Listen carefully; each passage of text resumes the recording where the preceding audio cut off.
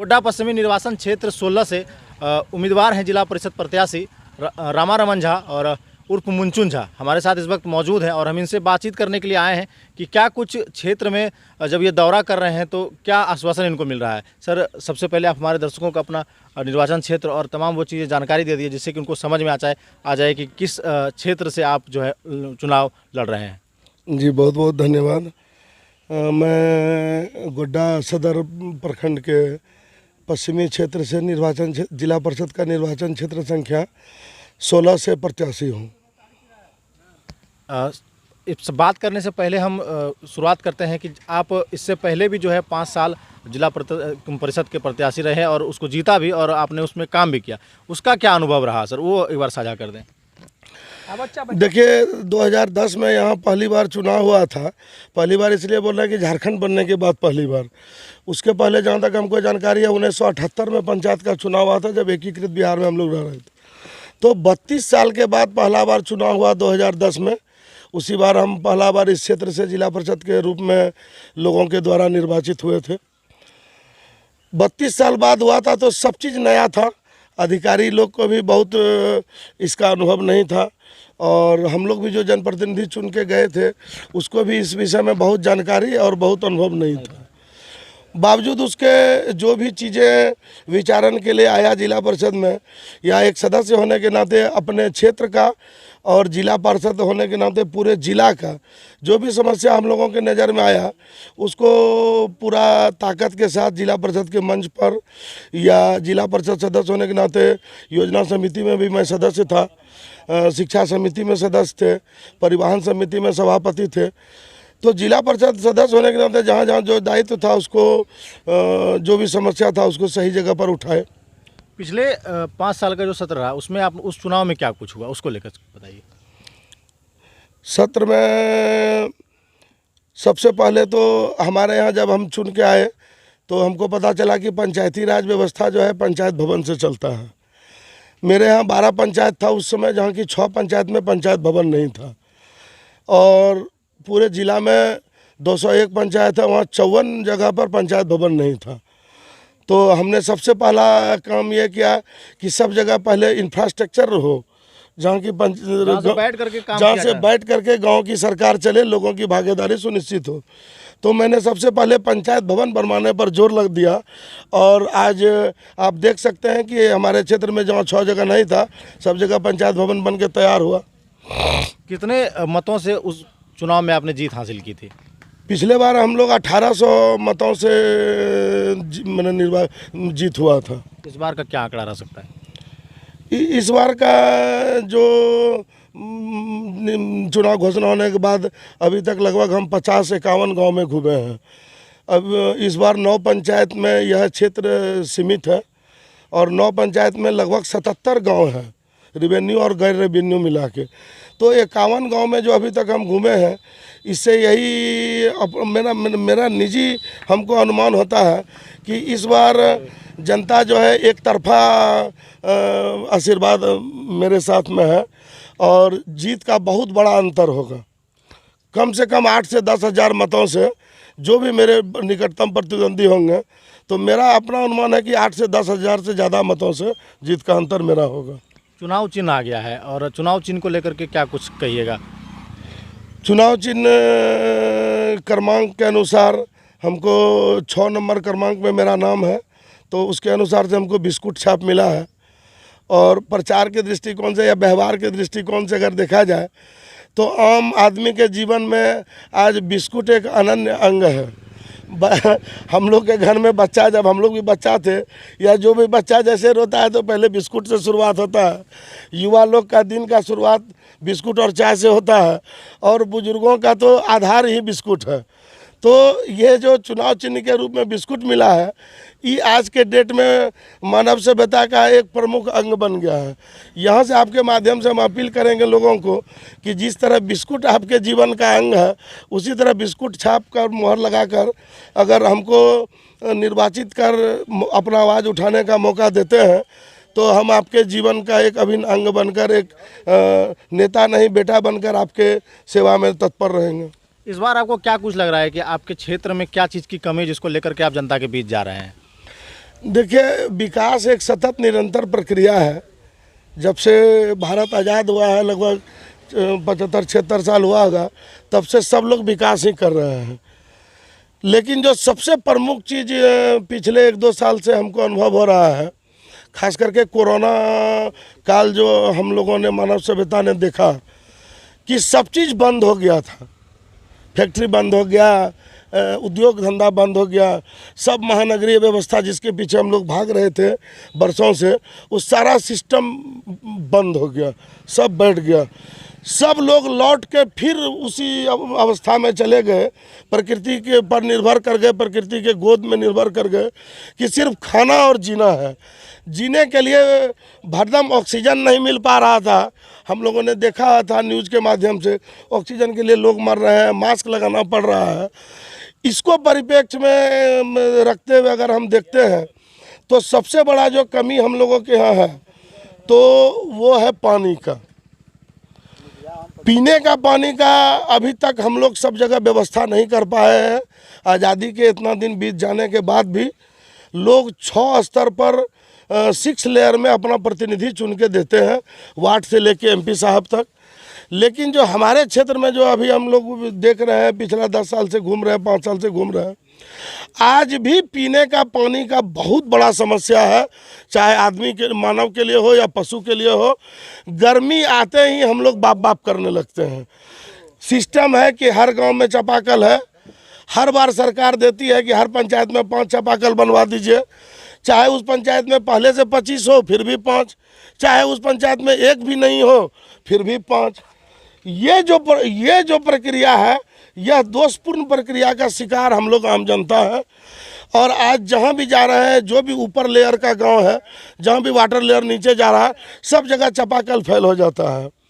इसके लिए सबसे पहले हम लोगों को यह सुनिश्चित करना होगा, हम ही नहीं, जिला परिषद ही नहीं, सभी जो जनप्रतिनिधि जीत के आए हैं, कि सब काम को तत्काल 1 साल अगर रोक दिया जाए तो बेहतर होगा।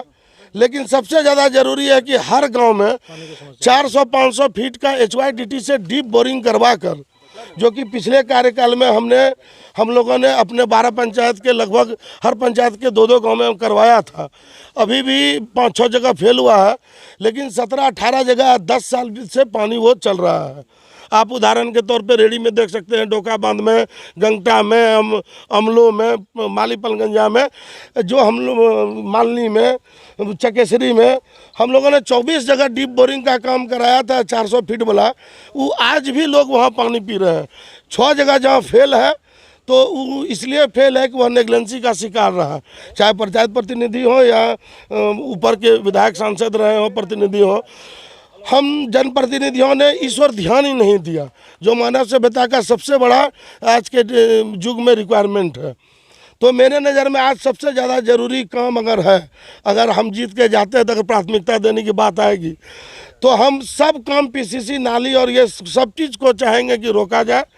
और हर गांव में जहां मानव आबादी है या आगे चल के होगा, यहाँ सबसे पहले HYDT का डीप बोरिंग करवाकर यह सुनिश्चित किया जाए कि लगातार पानी लोगों को और जो लोग निर्भर है पशुओं को पीने का पानी मिले। दूसरा है कि पानी पीने के लिए नहीं, देखे होंगे कि जैसे कोरोना में सब चीज़ बंद हुआ तो अनाज पर निर्भर हुए। अनाज उपजाने के लिए हम लोग किसान करते हैं, लेकिन सिर्फ चुनाव भर करके बस चुप हो जाते हैं। आज भी किसान एक फसल, वो भी एक फसल जो है 100% प्रकृति पर वर्षा होगा तो धान होगा, और अगर वर्षा नहीं हो सका तो धान भी हम लोग नहीं उपजा पाते हैं। तो जब उपजा ही नहीं होगा तो खाएंगे क्या? कल अगर ऐसा परिस्थिति होता है, कोरोना ऐसा जीव, जब हम घर से निकलना या शहरों पर निर्भरता खत्म हो जाएगी, तो हम सभी लोग पहले भी और आज भी निर्भर करेंगे खेत पर। तो हम प्रयास करेंगे कि पीने का पानी और जितना जगह भी ज़मीन है उसके सिंचाई के लिए, जितना छोटा मोटा गड्ढा है, पोखरा है, तो मेरी प्राथमिकता, मेरे नज़र में प्राथमिक समस्या पानी है, चाहे सिंचाई हो, पीने का हो। और दूसरा सबसे ज़रूरी है, आज हम लोग जहाँ बैठे हैं, देखिए ये वृक्ष के नीचे छा है। अगर आप धूप पे रोड में चले जाइए 2 मिनट नहीं बैठ सकिएगा। जिस वृक्ष के नीचे बैठे हैं वो वृक्ष हम लोगों ने नहीं लगाया। ये जो पीढ़ी खड़ा है, कोई नहीं कह सकता है कि हमने लगाया। जो लगाया पूर्वजों ने लगाया, और जो लगाया कुछ ख़त्म हो गया, कुछ है। जिस समय लगाया था उस आबादी के अनुसार तो ठीक है, लेकिन आने वाला युग में हमारे बाल बच्चों को, हमारे पीढ़ी को बहुत बड़ा समस्या का सामना करना पड़ेगा, क्योंकि आज के दौर में हम लोग वृक्ष नहीं लगा रहे हैं। मेरा दूसरा सबसे बड़ा प्राथमिकता होगा कि कम से कम प्रत्येक गांव में 2-2 हज़ार वृक्ष, वन विभाग जो कि जिला में बैठता है और सिर्फ जहां जंगल है वहां अपना पैसा और अपना फोकस किए हुए हैं। हम लोग तय करेंगे, प्रयास करेंगे कि हर गांव में कम से कम 2-2, 3-3 हज़ार वृक्ष वन विभाग के मदद से, अडानी आ गया है इसके मदद से यहाँ पर लगाया जाए। एक सबसे बड़ी और समस्या है इस पंचायत में कि कम उम्र में बच्चियों की शादी कर दी जा रही है। उसको लेकर के आपने सोचा है या फिर उसको लेकर के अगले चरण में आगे आने को? नहीं, देखिए, इसको लेके स्पेसिफिक तो हम अभी तक कुछ नहीं सोचा। बड़ा मुद्दा है ये भी। जी बिल्कुल, आपके मार्फत से अभी आया। ये चीज़ तो हम लोग पहले ही समझ चुके थे कि बाल विवाह लगभग बंद हो चुका है, लेकिन इलिटरेसी और शिक्षा जब तक कि नहीं दूर होता है, हम लोग अगर सोचेंगे अमेरिका से अपना तुलना करेंगे तो ये एकदम बेईमानी होगा मेरे नज़र में।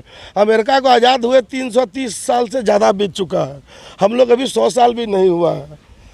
तो जो अशिक्षित जो भी समाज है, जहाँ शिक्षा नहीं पहुँच सका है, वहाँ ज़रूर बाल विवाह हो रहा है और यह समाज के लिए श्राप है। मैं प्रयास करूँगा, अगर मैं निर्वाचित होकर आता हूँ, पिछले बार मेरे कार्यकाल में मुझे एक बड़ा कमी अनुभव हुआ कि ग्राम सभा हम लोग नहीं करवा पाए सब जगह, जो पंचायती राज व्यवस्था का मूल आत्मा है। इस बार हम सबसे ज़्यादा प्राथमिकता देंगे कि मुखिया जी को लेके, समिति को, वार्ड को लेके, हर वार्ड में महीना में कम से कम सब लोग बैठें। और जब ग्राम सभाओं में हम बैठने जाएंगे या मेरे लोग जाएंगे, तो वहाँ हम इस बाल विवाह, कम उम्र में होने वाले विवाह के विषय में ज़रूर पूरा ताकत से उस विरोध करेंगे और आम सभा के माध्यम से लोगों को जागरूक करेंगे ताकि ये रुके। एक बार हम चाहेंगे कि आपके निर्वाचन क्षेत्र में कौन कौन से गाँव हैं जो आते हैं, उसका नाम एक बार आप हमें बता दें। देखिए, मेरे निर्वाचन क्षेत्र में 9 पंचायत है। पहले पंचायत आप जान लीजिए अमलो है, 1 नंबर पंचायत। 2 में खटनई है, 3 में डुमरिया है, उसके बाद मोतिया है, लोभंदा है, ढोलरी है, सैदापुर है, रुपियामा है और पैरडी है। अमलो पंचायत में अमलो गांव है, उसके बाद माली है, अमलो है, उसके बाद माली है, पलगंजिया है, गंगटा है, फसिया है, बहरिया है, भीखा है। खटनई पंचायत में खटनई बड़ा गांव है, उसके बाद कुसमारा है, लावाडी है, बैजनाथपुर है। डुमरिया पंचायत में डुमरिया है, भारती गीता है, बूढ़ा बूढ़ी है, डी है, दरघट्टा, दरघट्टी, लक्ष्मी गीता, पटरा का कुछ क्षेत्र है। लोभंदा पंचायत में लोभंदा है, महुआटाण है, बड़ी लोभंदा है, उसके बाद नैन टोला है, टुका है, मड़ैया टोला है और कुछ रमला समताली के आसपास सटा हुआ कुछ आबादी है। इसी तरह से ढोलरी गांव में ढोलरी है, रेडी है, मदैया है, बरन है, बरन, उसके बाद रमला संथाली में 2 बूथ है, ऐसे करके रमला में गांव है। इसके बाद आप आ जाइए सैदापुर पंचायत में, सैदापुर है, आपका सौर है, चकेसरी है, दुबराजपुर है, महुबन्ना है, कुरमा है और नगर से सटा हुआ जो है बढ़ौना का 2 बूथ है। इसके बाद आप रुपियामा में हम जाएंगे तो रुपियामा है, रामनगर में कुछ पार्ट है रुपियामा का। उसके बाद आपका एक गिरी टोला बनहारा है, कतरा है, बेलडिया है, माल पकड़िया है, ये गांव है। पैरडी पंचायत हम जाते हैं तो पैरडी का शुरुआत नगर से सटे हुए कुरमन गांव से होता है। कुरमन में 2 बूथ है, पैरडी है, गोपालाडी है, तेतरिया है, मूल रूप से यही गांव है। देखा जाए तो आपका जो क्षेत्र है वो बिहार से सटे सीमावर्ती इलाकों से है, उस पर कुछ चुनाव पर कोई असर उससे देखने को मिल सकता है आपको? देखिए, मेरा जहाँ तक मानना है कि पंचायत चुनाव में बाहरी कोई प्रभाव नहीं होता है। कुछ एक बूथ ऐसा है जहाँ की लोगों के मन में आशंका रहता है कि बिहार से सटा हुआ है तो वहाँ निर्वाचन में भाग ले रहे अभ्यर्थी का जो कर कुटुंब होगा वो आके वहाँ पर मान लीजिए कि बूथ पर जोर जबरदस्ती कर सकता है या मान लीजिए किसी को रोक सकता है, प्रभावित कर सकता है। लेकिन मेरा जो निजी सोचना है कि यहाँ चुनाव 4 लेयर में होता है, वार्ड मुखिया, समिति और जिला परिषद। कोई एक मामला में एक मत हो के लूटा जा सकता है कि मान लीजिए अगर एक बूथ है और विधानसभा चुनाव रहा है, एक ही पार्टी का सभी है, तो वहाँ दबा के लूटपाट हो सकता है। लेकिन ये जो 4 लेयर में चुनाव होता है कोई भी गांव जब तक चारों मामला में एक मत नहीं होगा तो वो बूथ को लूटपाट करना बहुत आसान नहीं है। हाँ, थोड़ा सा क्या है कि असामाजिक तत्व जो कुछ गड़बड़ कर सकते हैं या अशांति फैलाने का प्रयास कर सकते हैं। तो जो ऐसा जो भी बूथ है जो बिहार की सीमा से सटा हुआ है, जहाँ शंका है, इसको हम जहाँ बैठे लोगों के द्वारा जहाँ शंका व्यक्त की गई, उस बूथ को चिन्हित करके हम लोग आने वाले समय में जो जिला के निर्वाचन पदाधिकारी है, उपायुक्त महोदय को उनके संज्ञान में देंगे और वहाँ मजिस्ट्रेट के प्रतिनियुक्ति, मजिस्ट्रेट की निगरानी में सुरक्षा बल प्रतिनियुक्त कराने का प्रयास करेंगे।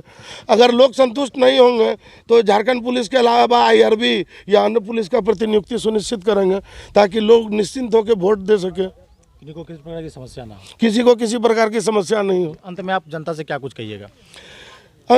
बस एक लाइन यही कहना चाहेंगे कि चुनाव है, सब लोग कहते हैं कि हम चुनाव लड़ रहे हैं, मेरा कभी ऐसा मत नहीं रहा है। मैं विभिन्न राजनीतिक दलों में कार्यकर्ता के रूप में भी जिले में मैंने काम किया है। पिछले 15 साल से राजनीति में हूँ, आज तक आचार संहिता का भी केस मेरे ऊपर नहीं हुआ है। मैं सबसे निवेदन करूंगा कि चुनाव को लड़ाई के रूप में नहीं, निर्वाचन के रूप में देखिए। यहाँ एक घर से दो भाई भी खड़ा होता है, जिसको जो लगता है कि जिस पद के लिए जो व्यक्ति या जो उम्मीदवार योग्य है, यह हमारा विषय उचित मंच पर रख सकता है, तो निर्भीक होकर निश्चल होकर मत दीजिए। और जहाँ तक मेरा सवाल है तो हम अपने विषय में कुछ नहीं कहना चाहेंगे। हम नया नहीं है, हम पहले बार जिला परिषद रहे थे, पिछली बार महिला हो गई थी, हमारी कैंडिडेट जो थी वो हार गई हैं। तो हमको 10 साल से लोग और उसके पहले से लोग इस क्षेत्र में रात दिन हाफ पैंट से लेकर फुल पैंट तक में देखते हैं। मेरा स्वभाव, मेरा नीति, मेरा विचार, मेरा चलने का तरीका, हमको नहीं लगता कि समाज का कोई वर्ग अछूता होगा जो अब तक में नहीं समझ सका होगा कि यह किस मानसिकता का व्यक्तित्व है। चुनाव में कोई वादा नहीं करेंगे कि हम जीतेंगे तो पहाड़ तोड़ देंगे या किसी का मान लीजिए मकई काट के ला देंगे या किसी का घर में जाके काम कर देंगे। कोई प्रलोभन नहीं, कोई वादा नहीं। सिर्फ एक ही चीज़ कहेंगे कि जो मेरा दायित्व है, जिला परिषद सदस्य होने के नाते जो दायित्व है, इसका निर्वहन हम पूरे ईमानदारी से जातिगत, पार्टीगत, व्यक्तिगत, सांप्रदायिक हर तरह के भावना से ऊपर उठकर मानव और मानवीय सभ्यता के विकास के लिए हम अपना सर्वोच्च लगाएंगे। और कुछ कर सके या नहीं कर सके, कोई योजना ला सके कि नहीं ला सके, लेकिन मेरा ज़रूरत मेरे पद के दृष्टिकोण से और व्यक्ति के दृष्टिकोण से मेरी आवश्यकता जब भी मेरे क्षेत्र के लोगों को होगी, जब भी मुझे फ़ोन जाएगा, मेरी जानकारी होगी, तो मैं वहाँ बेटा के रूप में आपके पास ज़रूर उपस्थित रहूँगा।